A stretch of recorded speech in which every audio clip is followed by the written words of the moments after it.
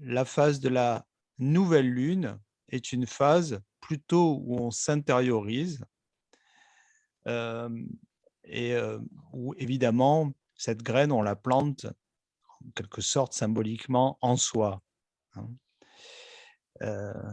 Au travers, par exemple, d'une intention qu'on peut porter, pour la lunaison, quelque chose sur lequel on a envie d'insister, de travailler, hem et en général, cette intention qu'on a semée, elle, elle se manifeste, hem, de façon plus consciente, plus objective à, à nous, hein. Alors, on dit souvent qu'à la pleine lune, hein, il y a des phénomènes particuliers, les choses s'exacerbent un peu. C'est pas tellement qu'elles s'exacerbent, c'est juste qu'elles deviennent plus visibles, hein, à la pleine lune. D'ailleurs, à la pleine lune, la lune est très visible, elle est complètement éclairée par le soleil, symbole de conscience, alors qu'à la nouvelle lune, elle est complètement invisible, hein, et évidemment puisqu'elle est, alors dans la séance de yoga, le moment de la nouvelle lune, eh bien, c'est un moment où on devrait être un peu plus intériorisé. C'est pour ça que je vais moins parler pendant et puis à terme, quand on le fera en présentiel, je parlerai plus du tout pendant les séances de nouvelle lune. Ça sera des séances silencieuses où on s'intériorisera vraiment et les séances de pleine lune, ce sera des séances où au contraire, on va extérioriser, peut-être sous la forme de récitation de mantras sonores ou d'autres choses, je ne sais pas. Voilà. Aujourd'hui, on va commencer par un pranayama et comme je suis en train de lire l'ouvrage de d'Iyengar sur le pranayama, je vais vous lire quelques extraits un petit peu tous les jours. Fiona m'a dit qu'elle aimait bien les histoires, alors, je vais vous partager un petit peu, c'est pas une histoire, mais,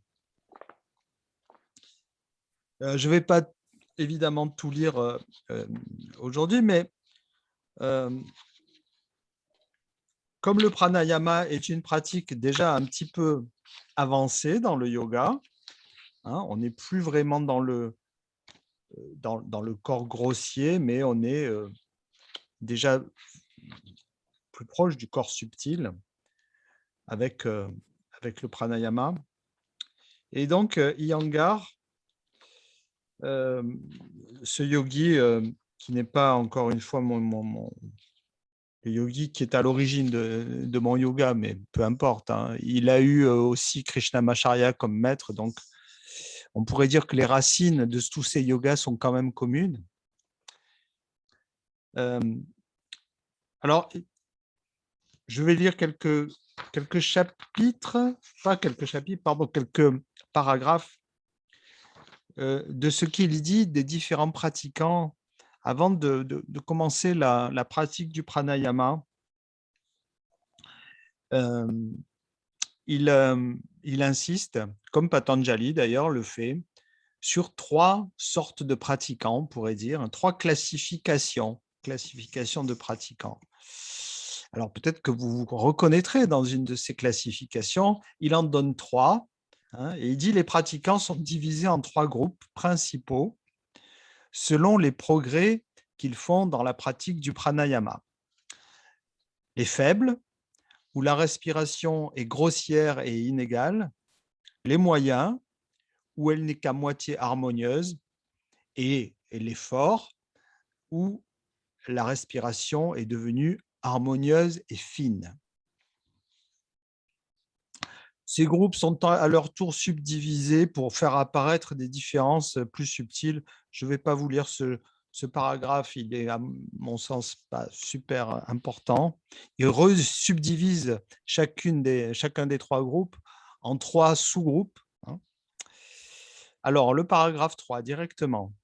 Un débutant en pranayama utilise sa force physique et manque de rythme et d'équilibre.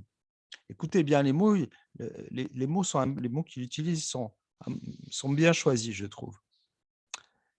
Son corps et son cerveau sont rigides, tandis que son souffle est forcé, saccadé et superficiel.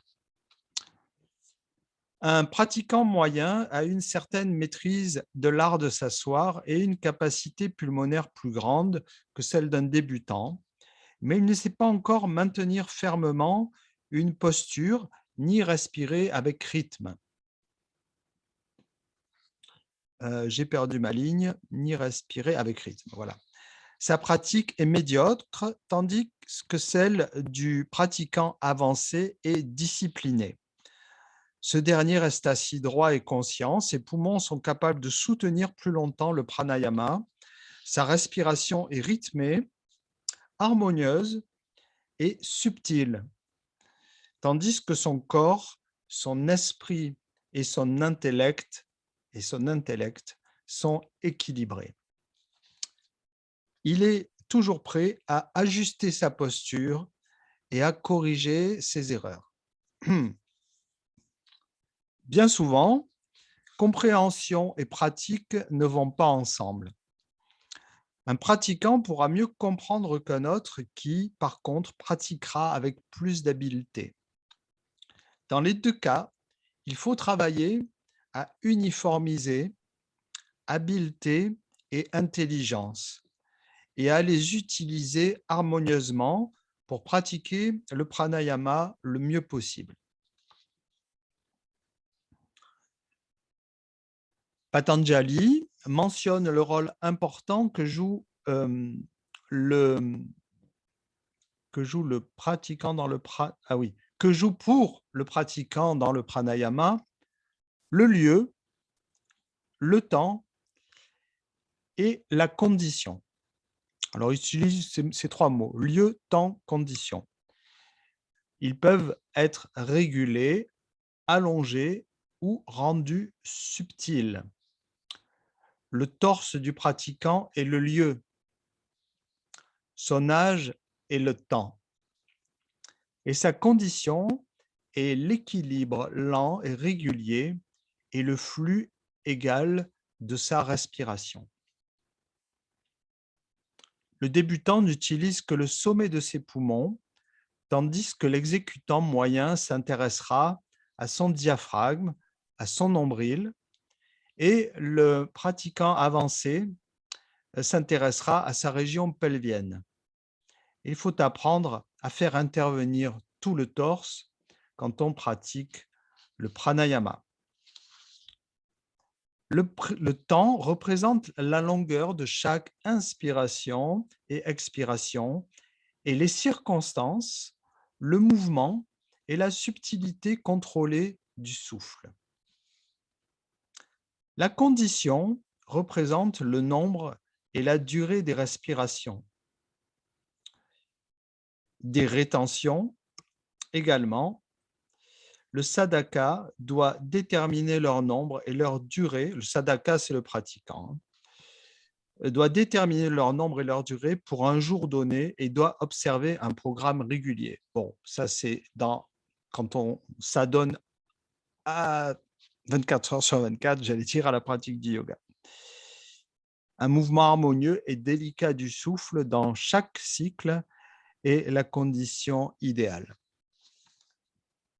Je continuerai la prochaine fois pour ne pas vous encombrer trop l'esprit avec tout ça, mais il y a eu quelques mots quand même des mots-clés qui peut-être porteront un peu votre pratique. On va commencer avec Pratiloma Ujjayi. Alors, ce pranayama, il a une définition différente selon les yogis. Encore une fois, avec l'Inde, rien, il y a toujours un petit peu de flou artistique, hein, c'est jamais très, très défini, très net comme chez nous. Hein. Ce que Iyengar appelle Pratiloma Ujjayi, Van Lisbeth, par exemple, l'appelle Viloma Ujjayi, et Desikachar aussi l'appelait Viloma Ujjayi. Donc, deux mots différents pour un même pranayama. Hein. Et par contre, Viloma Ujjayi ne signifie pas la même chose pour l'un et pour l'autre. Voilà. Donc, il faut se faire son opinion à soi. Moi, ce que j'appelle Pratiloma Ujjayi, c'est la définition de Desikachar. C'est un pranayama qui combine Nadi Shodhana, nettoyage des nadis, et simplement Ujjayi. Alors, pour les effets du pranayama, il faut le pratiquer assez longtemps pour les percevoir. Moi, je dirais que Pratiloma Ujjayi, c'est un pranayama qui est un peu plus doux que Nadi Shodhana. Je m'explique. Nadi Shodhana, c'est un pranayama qui nettoie les nadis, qui les purifie, qui favorise le passage de l'énergie vitale. Mais évidemment, comme chaque fois qu'on nettoie quelque chose, on change son état et ensuite l'énergie vitale en nous, l'énergie subtile, ne circule pas comme d'habitude, hein. Et ça peut entraîner des déséquilibres par rapport à sa condition habituelle, hein. Ça ne veut pas dire que c'est négatif, mais simplement, hein, quand on nettoie, ce qu'on trouve sous la crasse, c'est pas toujours très sympa, hein. Et parfois, c'est ce qu'on cache ou ce qu'on se cache à soi-même, hein. Donc ça peut être un peu perturbant. Et c'est pour ça qu'on dit Nadi Shodhana, il ne faut pas le pratiquer lorsque il y a trop de changements déjà dans notre vie. Par exemple, quand on voyage, on dit ne pas pratiquer Nadi Shodhana, attendre d'être 2-3 jours au même endroit. Ou on dit aussi quand on est perturbé psychiquement, ne pratiquez pas Nadi Shodhana. Ce n'est pas la peine de rajouter un déséquilibre à un autre déséquilibre, hein. Je vous dis ça parce que Pratiloma, c'est une façon de pratiquer Nadi Shodhana plus douce, sans avoir, on pourrait dire que c'est un nettoyage un peu moins décapant. Voilà. Parce que on l'alterne avec Ujjayi, et Ujjayi, c'est juste un pranayama équilibrant, apaisant. Voilà. Donc, c'est comme si on donnait un petit coup de Scotch-Brite et un petit coup de lustrage après. Scotch-Brite, lustrage, alternativement, au lieu de passer que du Scotch-Brite. Voilà. Une image qui vaut ce qu'elle vaut. Alors, on va le pratiquer là. On va faire 4 cycles, mais ils sont assez longs. Je vous rappelle la technique. On passe alternativement par les deux narines, narine gauche, les deux narines, narine droite, deux narines. Et chaque fois, on fait expire, inspire. Donc, expire, inspire par les deux narines, expire, inspire par la narine gauche, expire, inspire par les deux narines, expire, inspire par la narine droite. Et là, on a fait un cycle. 8 respirations, un cycle. Comme d'habitude, Ujjayi quand on utilise les deux narines, pas de Ujjayi quand on utilise une seule narine. Voilà. Je vous guide pour le premier cycle et ensuite on en fait 3, chacune à son rythme. Donc on prend notre posture bien redressée pour le pranayama. On relâche nos épaules.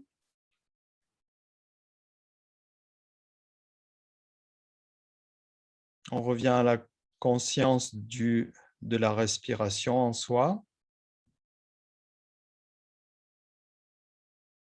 Et on aborde le souffle avec un certain respect, une certaine attention, un certain soin, parce que c'est l'énergie qui nous maintient en vie. Pour les personnes qui ont le sens du sacré, hein, vous pouvez teinter la pratique, hein, d'une coloration sacrée, parce qu'on touche à une fonction vitale. On met en quelque sorte la main sur une fonction vitale. On n'arrive pas à se masser le cœur, mais par contre, on a une influence consciente sur le souffle. On place notre mudra soigneusement et on commence. Expire, inspire avec Ujjayi par les deux narines.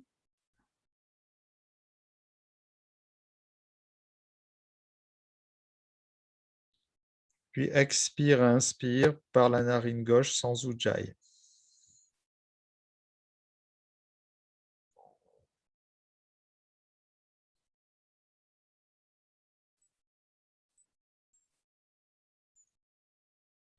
Expire, inspire par les 2 narines avec Ujjayi.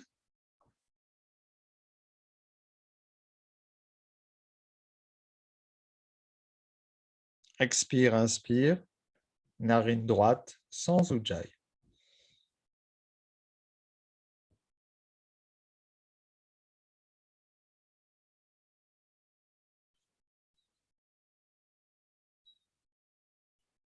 On en a fait un. On peut placer notre pouce sur la première phalange de l'index pour marquer la fin de ce premier cycle et on refait un second cycle.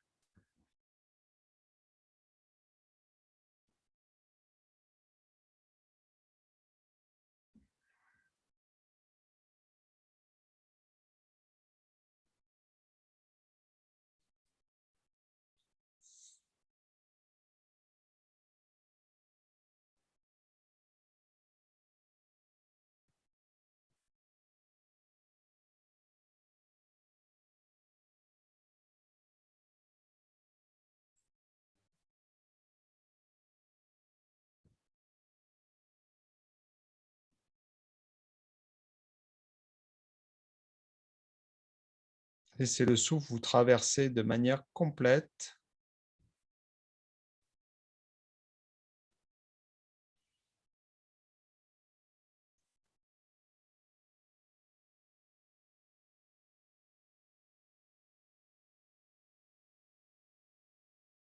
Mais tout en restant subtil.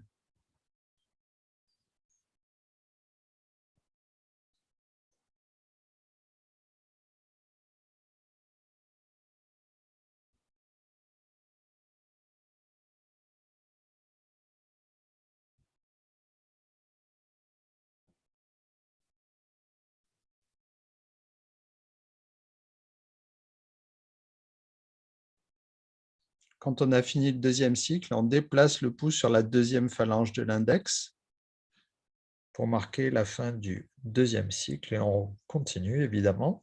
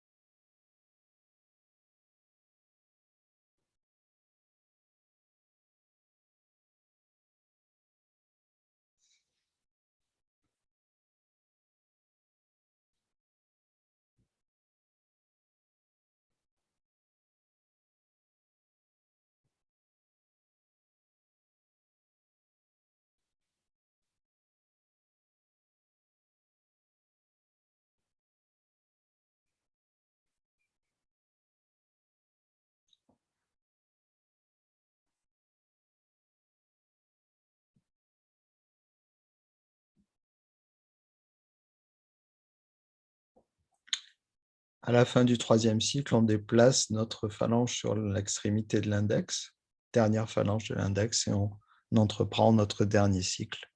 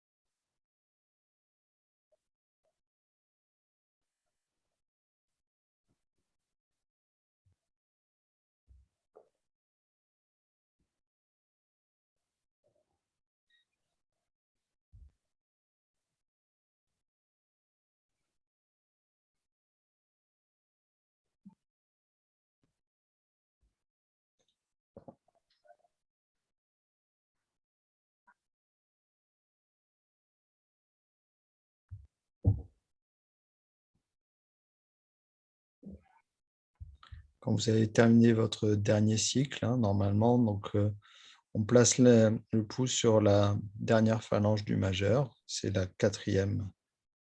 fin du 4e cycle de pranayama. Ensuite, vous relâchez.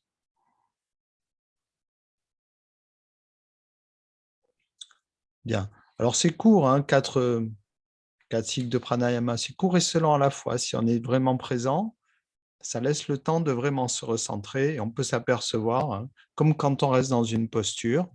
Là, c'est une posture énergétique. On s'aperçoit au fil des cycles, hein, que hop, on n'est pas tout à fait bien centré, que notre mental s'agite ou que voilà, on ajuste petit à petit. Hein.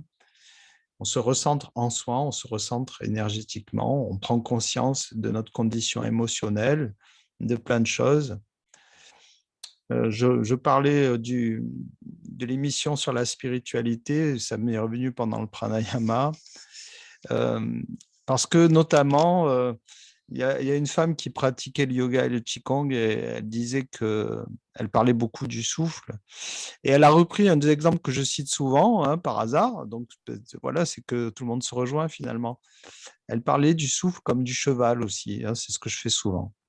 Voilà. Et puis, il y avait un témoignage du Guillaume Néry, qui est un Niçois d'ailleurs, un champion du monde d'apnée. Donc, évidemment, il travaille énormément avec le souffle. Et il fait le lien entre la pratique du contrôle du souffle et l'aspect mystique de la vie, notamment au travers de la rétention du souffle. Hein, c'est ce que propose le yoga, qui dit que le véritable pranayama, c'est l'arrêt du souffle. C'est ce que pratiquent les apnéistes, hein, pour découvrir une dimension plus intemporelle de soi. Voilà. On va commencer avec nos postures. Donc, je vous invite à passer sur... vous y êtes déjà, moi je vais passer sur mon tapis.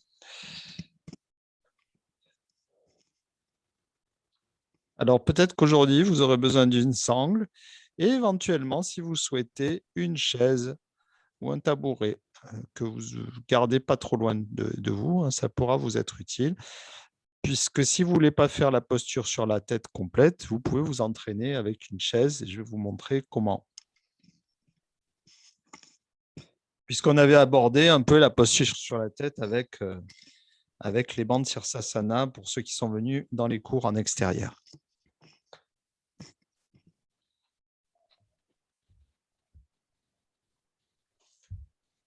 Alors, on va commencer assis sur nos talons, les talons rapprochés. Voilà, pour bien, pardon pour Christine, hein, il faut que tu adaptes évidemment, mais si possible, les pieds bien dans l'axe des jambes pour avoir une extension intense de nos cuisses. Et on va faire une première série de 4 postures. On commence avec le diamant. Donc déjà dans le diamant, on recule bien le menton pour pousser le sommet du crâne vers le haut, puisque quand on sera sur la posture sur la tête, il faudra en quelque sorte laisser la nuque en extension pour ne pas avoir de tassement vertébral au niveau. Donc, il faut comprendre que, voilà, on pousse comme ça, en reculant le menton pour avoir une extension de la nuque. C'est la position de départ. À l'inspiration, on se dresse sur nos genoux, on monte les bras, on s'étire vers le ciel, en soulevant le visage. À l'expire, posture de l'enfant, on repose notre bassin près des talons, on laisse les mains glisser loin devant. Et là, en inspirant, on déplie les jambes et on prend le cobra. Les coudes se plient vers l'arrière, on pose l'abdomen, on garde le haut du corps bien redressé. Les coudes près du corps. En expirant, on pousse sur les mains, on revient. On revient dans l'enfant. En inspirant, on se dresse sur nos genoux. Et en expirant, on revient dans le diamant. On fait encore cet enchaînement 3 fois. Suivez bien le souffle, hein. Toujours la respiration complète. Inspire. Expire.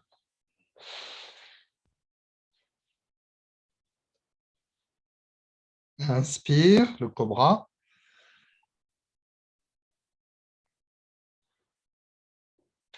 Expire.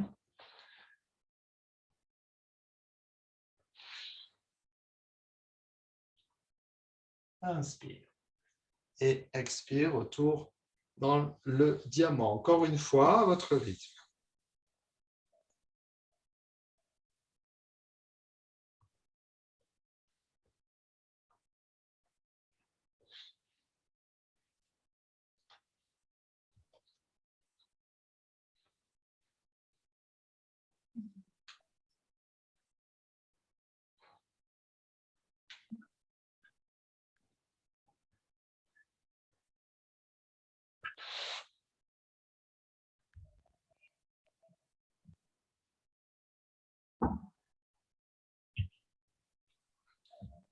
Voilà. On va faire maintenant 3 autres cycles avec des postures différentes. Chakravakasana, chien tête en bas, chien tête en haut, et après le fameux bâton. Hein. Alors pour le bâton, si vous ne pouvez pas faire le bâton, vous faites la planche inversée. Hein. Je vous remontre la différence entre le bâton et la planche inversée. Le bâton, c'est la posture, on a les coudes pliés comme ceci. Les 4 appuis, donc les mains et les pieds. Et la planche inclinée, c'est un peu la même chose, mais on a les bras tendus, ce qui est plus facile. Hein, voilà. Mais le corps bien aligné, hein, le corps aligné. Donc, vous aurez le choix. Hein. Si vous sentez que vous n'arrivez pas à faire le bâton, ben vous faites la planche inclinée. Un des deux. Alors, on va faire 3 fois l'exécution. On repart de la même manière. Inspire. Expire. Là, elle inspire, dos creux. Et puis expire, chien tête en bas. Et inspire, chien tête en haut. Et expire, soit la planche inclinée, soit le bâton. Et inspire à nouveau, chien tête en haut. Et expire, chien tête en bas. Et inspire, dos creux. L'enfant, elle expire. Inspire. Et expire.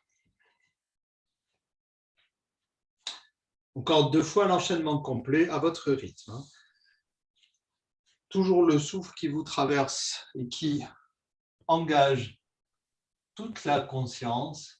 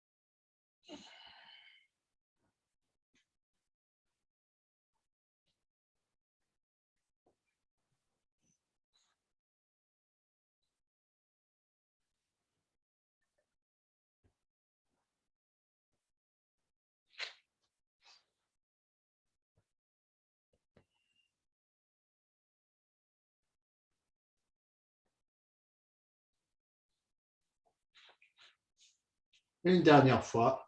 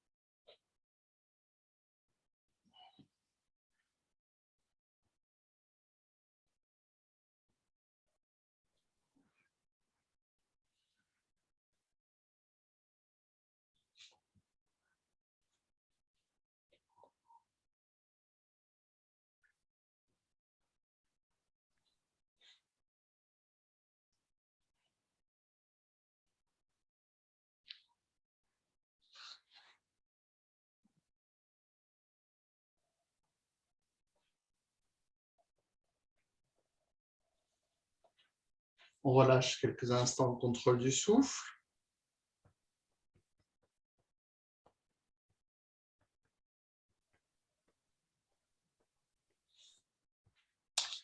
On va un petit peu soulager les épaules en faisant la posture dans Vajrasana, posture de l'aigle en haut, hein, donc posture de l'aigle juste au niveau des bras. On croise le bras droit sur le bras gauche, bras droit sur bras gauche, et ensuite on cherche à amener les deux mains, donc paume de main l'une contre l'autre en enroulant donc le bras gauche autour du bras droit. 3 respirations profondes.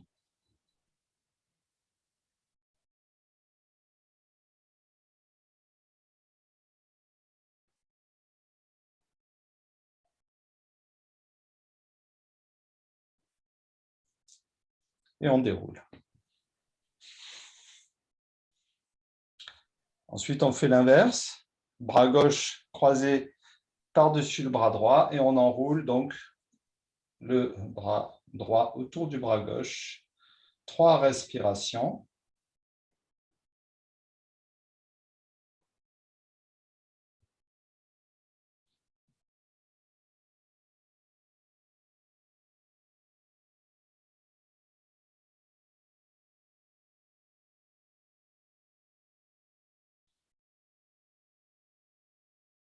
Et on relâche.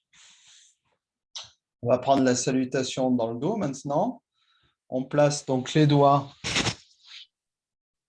l'un contre l'autre. Et ensuite, on cherche à amener les paumes de main l'une contre l'autre, comme on peut. Et également 3 respirations. On va bien laisser le haut de la cage thoracique se développer chaque fois qu'on inspire.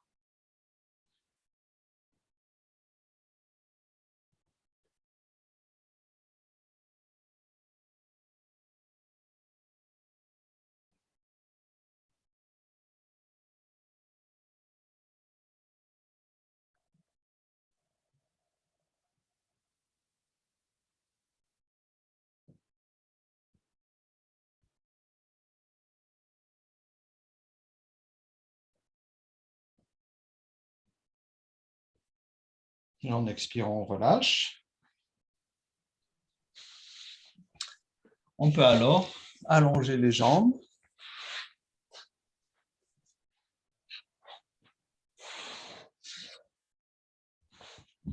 Ou les garder légèrement pliés si vous êtes mieux. À l'inspire, on va monter nos bras. On s'étire vers le ciel. En expirant, on ramène les bras à la verticale en montant la jambe droite. C'est le demi-navire. Inspire. On revient. Expire, la jambe gauche. Inspire. Encore 2 fois de chaque côté. Expire. Inspire. Expire.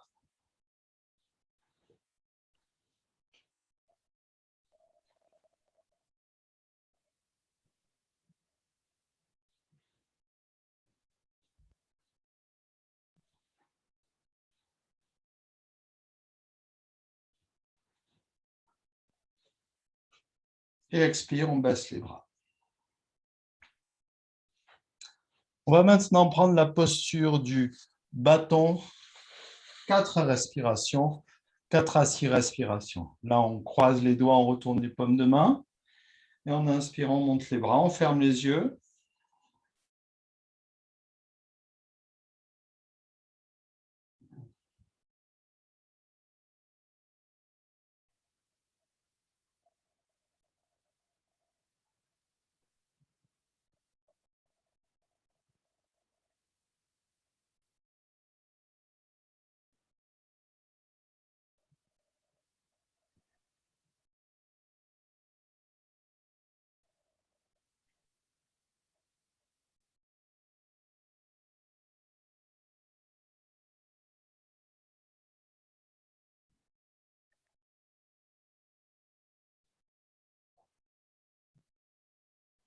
Et expire, on peut ramener les bras par devant.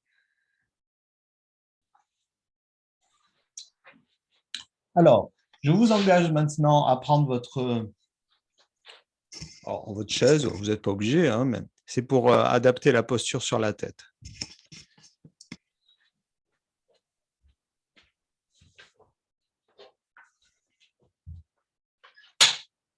Donc, une chaise que vous allez placer plutôt dans le bas du tapis, mais que vous n'allez pas, voilà, à peu près au niveau de vos pieds, c'est bien. Hein, vous mettez juste devant la chaise. Je vous rappelle le socle pour la posture sur la tête. Hein, le socle. On croise les doigts, on les place derrière la tête comme ceci. On tient bien l'arrière du crâne dans ses mains et on place les deux coudes dans un écart qui correspond à la largeur de notre avant-bras. C'est-à-dire que si les coudes sont trop écartés, vous n'aurez pas de stabilité. S'ils sont trop serrés, non plus. Il faut que ce triangle-là entre les deux coudes et vos mains soit à peu près un triangle équilatéral. Ça, c'est important. Et le menton bien rentré pour ne pas avoir les cervicales pressées. Menton bien rentré. L'appui doit se faire sur le sommet du crâne et pas au niveau du front, au sommet du crâne. Voilà, on va faire la posture, on va rester 6 respirations. Alors, par étapes, d'abord, une sorte de chien de tête en bas. Et si vous vous sentez, ensuite, vous mettez les pieds sur la chaise. Et là, vous pouvez facilement tenir pendant 6 respirations normalement. Si vous sentez un problème au niveau des cervicales, quittez la posture en pliant les jambes. Donc, on place bien notre socle. Ensuite, on fait une sorte de chien tête en bas. Et puis, on peut amener les pieds sur la chaise et essayer d'amener le bassin à l'aplomb de notre tête. Et on peut rester à peu près 6 respirations dans cette posture, sauf si ça ne va pas. Le menton bien rentré, la nuque bien étirée. Vous maintenez la pression sur les coudes pour que tout le poids ne soit pas sur les cervicales. Vous poussez le bassin vers le ciel.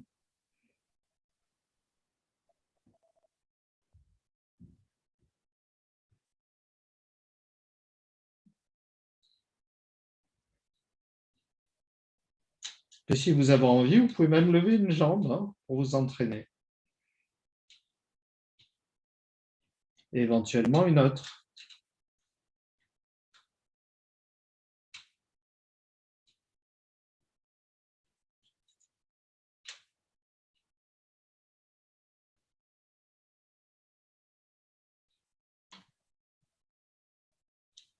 Et puis quand vous souhaiterez quitter la posture, vous reviendrez les pieds au sol et ensuite vous plierez les genoux et vous reprendrez la pose de l'enfant.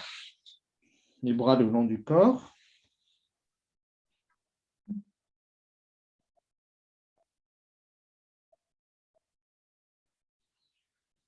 Et vous pouvez vous redresser.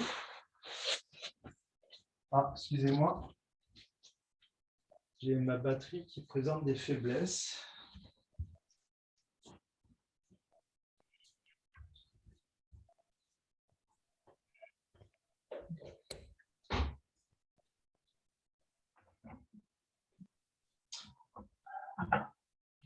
Voilà, on va tout de suite soulager la nuque avec la posture de la chandelle. 6 respirations, bien soulager la nuque. Alors, la chandelle, quand on prend la chandelle, on passe par la demi-chandelle en expirant. On part de la posture allongée, demi-chandelle en expirant, et ensuite, en inspirant, on monte dans la chandelle. Et puis, 6 respirations. Donc, on part allongé, expire la demi-chandelle, et ensuite, en inspirant, on aligne le corps, la chandelle.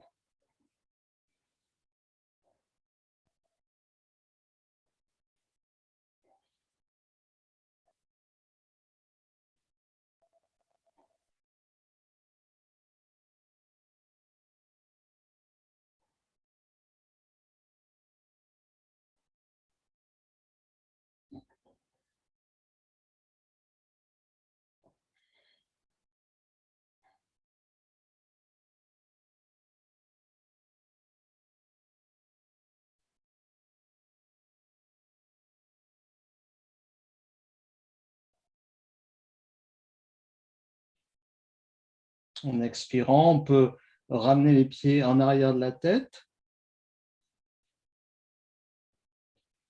Et en inspirant, dérouler notre colonne.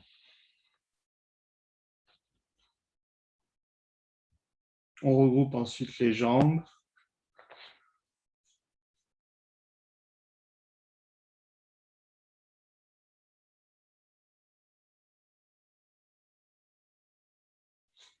Et là, on peut utiliser éventuellement la sangle que je vous ai proposé de préparer en début de séance. On va prendre une posture en torsion qu'on appelle Jatara Parivriti 2, une sangle très courte, ce n'est pas la peine de la faire longue, très courte.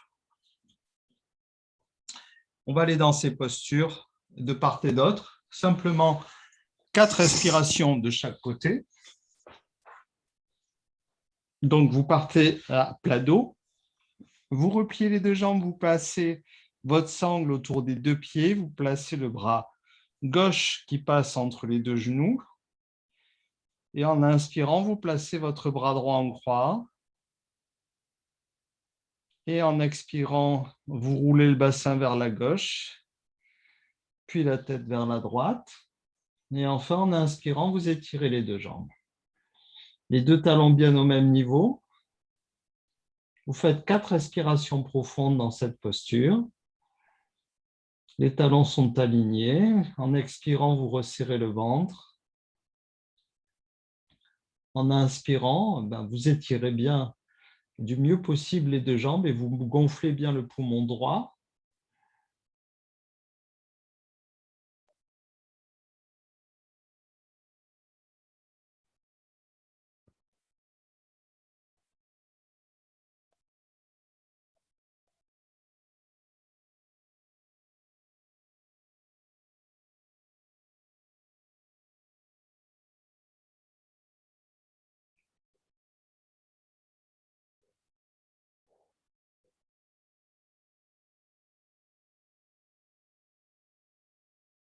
On quitte la posture tranquillement en expirant, on replie les 2 jambes et on revient dans l'axe. Les doigts croisés autour des genoux, on relâche. On observe un peu la différence de vécu dans les 2 moitiés du corps.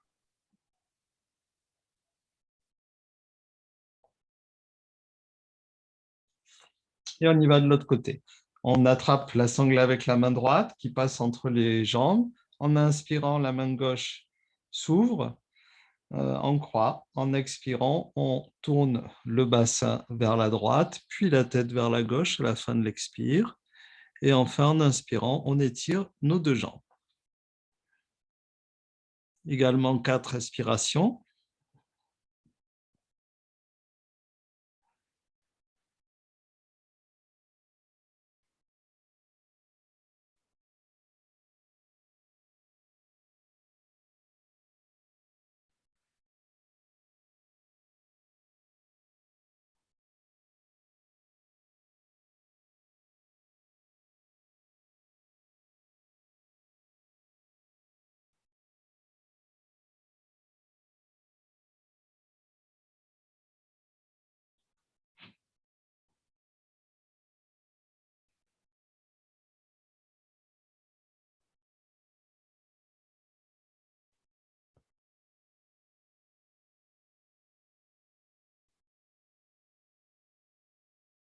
En expirant, on revient à les jambes pliées. Inspire, on ramène les jambes dans l'axe, Apanasana.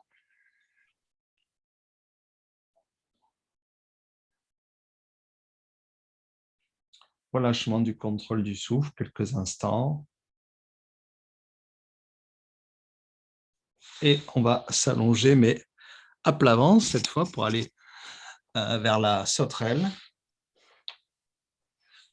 Avec prudence, surtout pour Daniel, la sauterelle. Pas trop solliciter les lombaires. Il faut la faire cool. Alors, on va faire 3 versions. La première, On se place les bras le long du corps. En inspirant, on décolle le haut du corps, on décolle les jambes. En expirant, on revient au sol. Puis à l'inspire, on monte le bras gauche et la jambe droite. Et à l'expire, on revient au sol. Puis à l'inspire, on monte le bras droit et la jambe gauche. Alors, je vais taper dans le micro. Et à l'expire, on revient au sol. Et puis à l'inspire, on monte les bras, on monte les jambes. Et à l'expire, on revient au sol. On va refaire le cycle. Inspire, le haut du corps, les deux jambes. Expire, retour au sol. Bras gauche, jambe droite.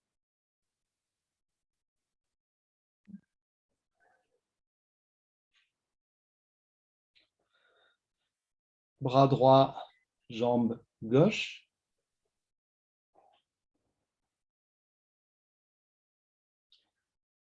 Et les deux bras, les deux jambes.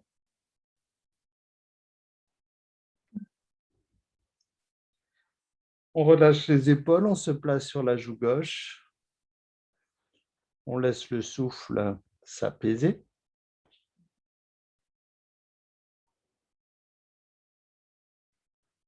On relâche les talons vers l'extérieur.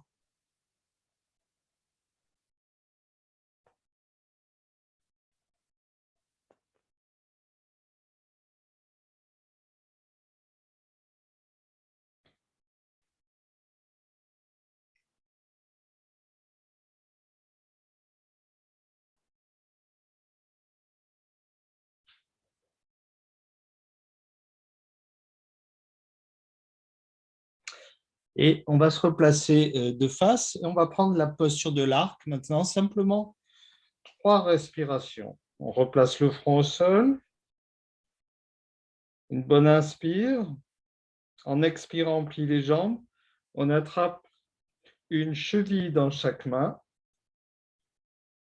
sans éloigner nos genoux. Et en inspirant, comme si on dépliait les jambes pour étirer l'avant du corps. 3 respirations profondes.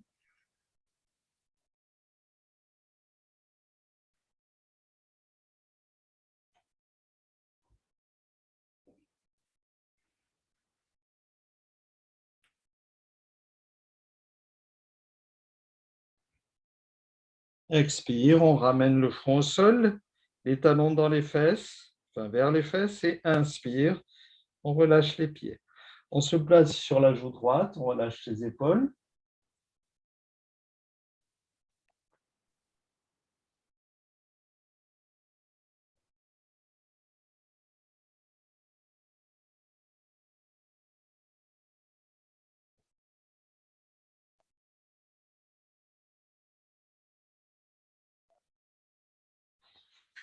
Et on peut repasser assis, les jambes allongées devant soi, peut-être un peu pliées, pour que la posture prochaine soit plus cool. C'est mon cas, en fait. Peut-être, c'est de mémoire, je pense que Fiona a besoin de plier un petit peu les jambes aussi. Christine, non, il n'y a pas de problème. Nathalie non plus. C'est surtout Fiona qui doit un peu plier les jambes comme moi. Et puis, qui j'oublie, Christine, Nathalie et je ne vois pas d'ici. Fiona, Christine, Nathalie. Décidément. Oui, elle me fait signe. Et Daniel, oui, Daniel. Daniel, je ne pense pas que tu aies besoin de plier les jambes. Alors, on y va. Inspire, on monte les bras. On s'étire. Et expire. Paschimottanasana, la pince assise. 6 respirations profondes.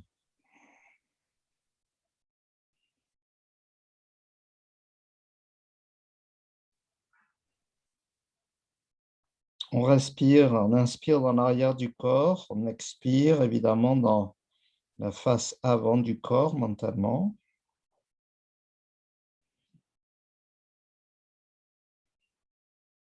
Excellente posture de récupération en fin de journée.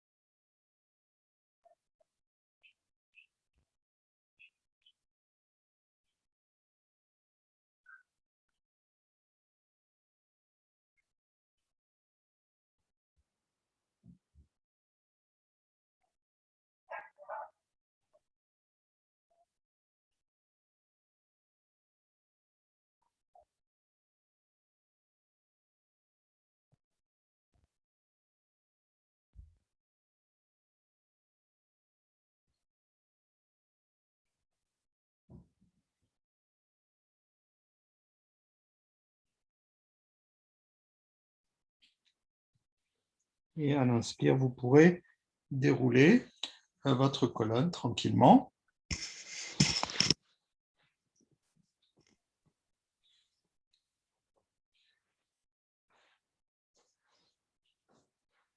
Et on va essayer, si c'est possible, de prendre la posture du demi-lotus des deux côtés. Hein. Vous faites ce que vous pouvez. Attention aux hanches, hein, surtout après 50 ans, dit-on, il faut faire attention au col du fémur. Donc, soyez prudents pour les hanches. Alors, on va commencer. Il faut surélever un petit peu le bassin sur un support, c'est beaucoup plus confortable. On replie la jambe droite. Voilà. Et ensuite, on prend cette jambe gauche, on monte le pied très haut, comme ceci, et on cherche à venir déposer le pied en haut de la cuisse, si c'est possible, hein, s'il veut bien, sinon on le pose où on peut. Hein. Et ensuite, on descend le genou gauche. On ramène les deux genoux bien au sol si on peut, hein, sinon on fait comme on peut, et on redresse le corps. On fait 3 respirations dans cette posture.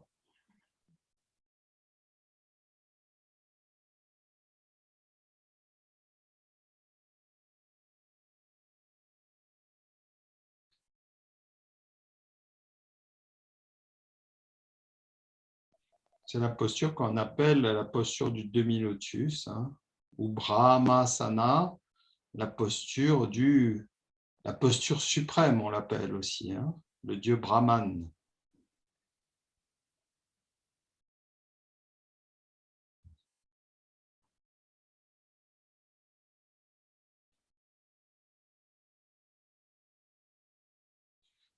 Après ces 3 respirations, on peut soulever à nouveau le genou, dégager le pied tranquillement, on allonge nos jambes et on peut activer un petit peu les chevilles dans tous les sens pour les soulager. Également, ça soulage les hanches et les genoux.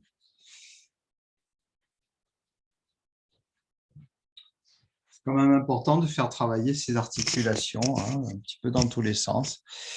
Et on va faire la posture de l'autre côté. Donc là, on replie d'abord la jambe gauche. On a toujours un côté, souvent en tout cas, plus facile que l'autre. Moi, c'est ce côté le plus dur. On soulève bien notre pied droit assez haut et on vient le déposer en haut de la cuisse gauche, si possible.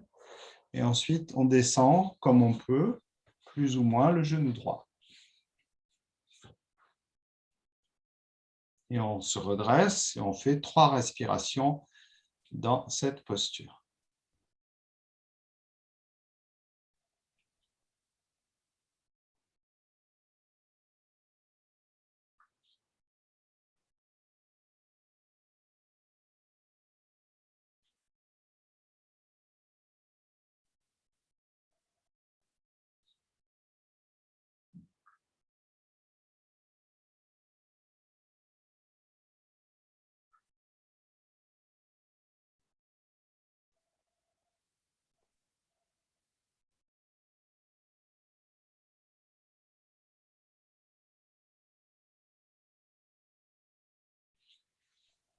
Et puis, on peut décroiser à nouveau les jambes et puis comme je l'indiquais tout à l'heure, hein. On soulage nos chevilles de cette manière.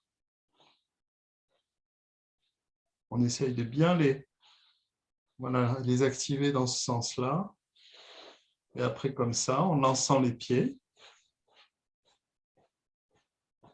Les pieds tout mous, hein, on les lance simplement vers l'intérieur, vers l'extérieur. À la fin, on peut taper les mollets par terre. On les tape vigoureusement. Ça fait comme une pompe qui envoie du sang en sous-pression, en quelque sorte, dans les chevilles, dans les genoux. C'est très bon pour les genoux aussi.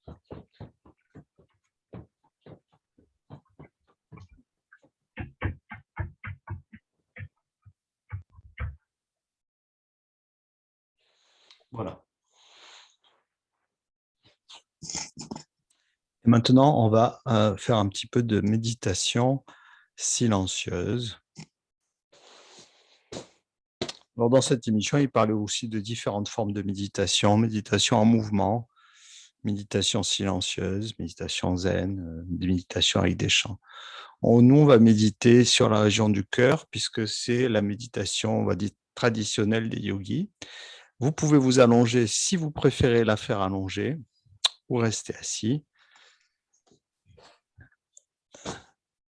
Vous êtes libre, évidemment, vous êtes libre de votre choix.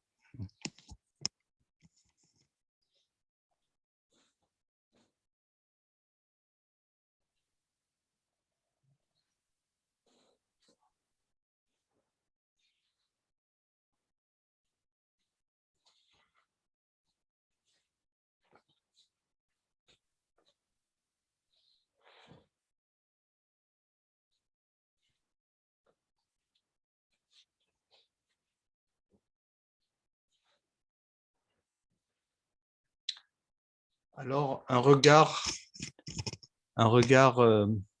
évidemment intérieur, qu'on tourne vers la région du cœur.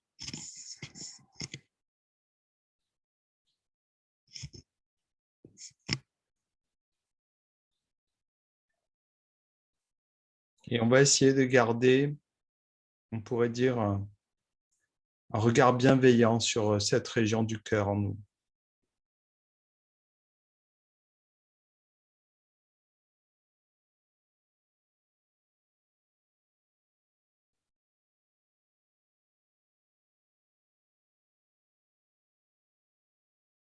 Un petit peu comme on veille un enfant, en fait, hein. Un regard bienveillant sur cette lumière qui est supposée être en nous, au fond de nous, au fond du cœur.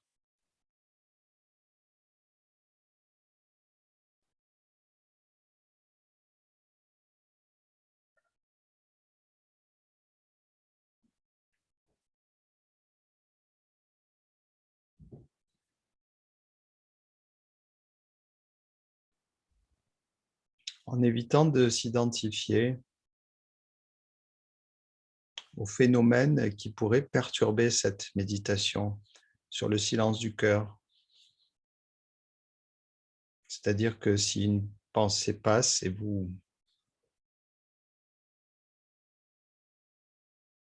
perturbe, laissez-la passer et revenez à votre regard bienveillant sur le cœur, sans vous dire que cette pensée, c'est vous, sans vous juger.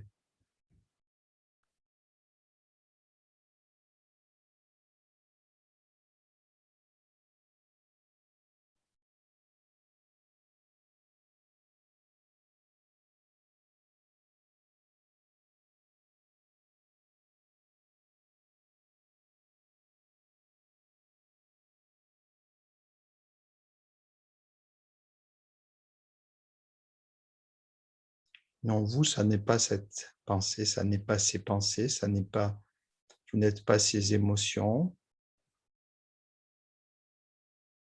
vous n'êtes pas cet esprit agité.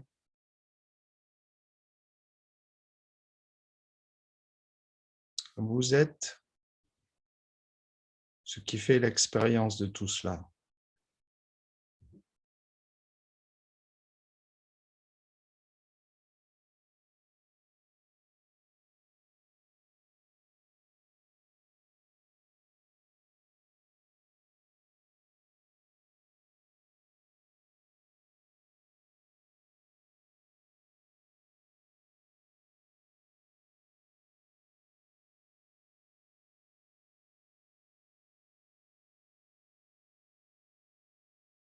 Alors, ne vous détournez pas de cette expérience. Ça n'est pas possible de s'en détourner, de toute manière.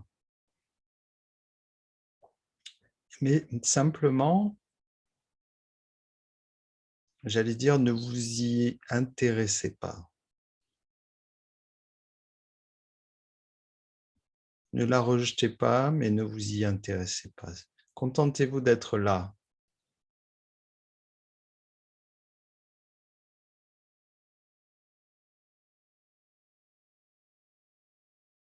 Le spectateur, lorsqu'il est moins absorbé par le film, eh bien, prend peu à peu conscience du siège dans lequel il est.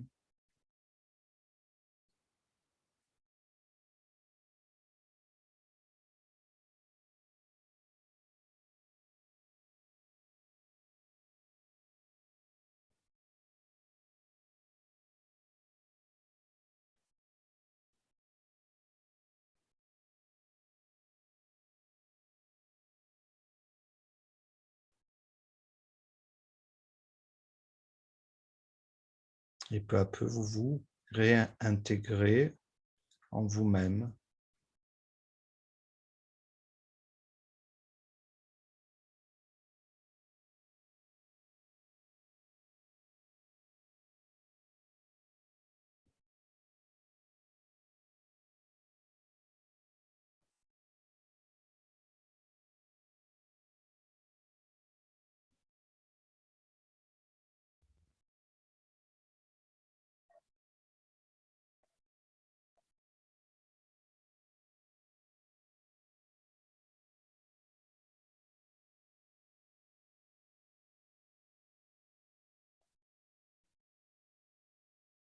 Et à partir de là, on peut peut-être observer comment on s'est laissé aveugler par le film. Peut-être qu'on a eu des réactions parce qu'on s'est trop identifié justement, des réactions peut-être disproportionnées, des choses qu'on a pris trop à cœur.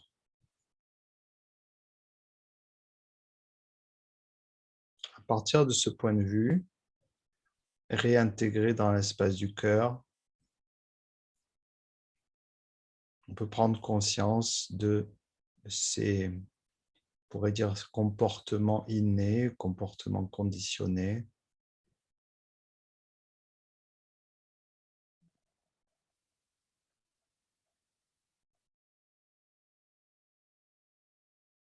À partir de là peut s'opérer une véritable transformation par des petites prises de conscience successives.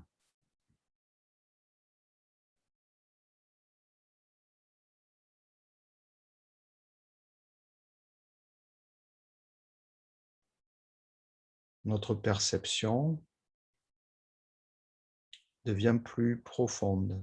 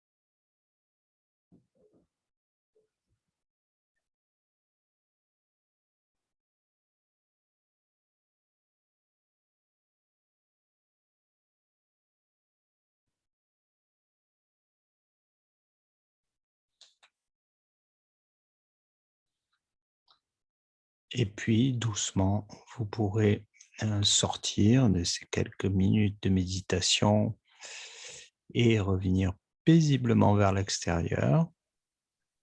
tranquillement.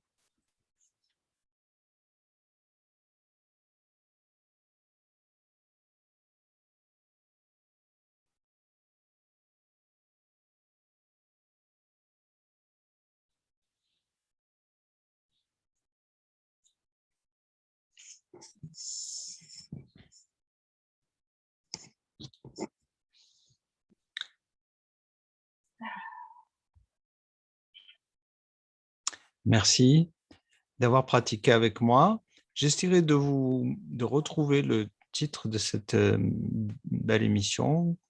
Et je vous l'enverrai par email.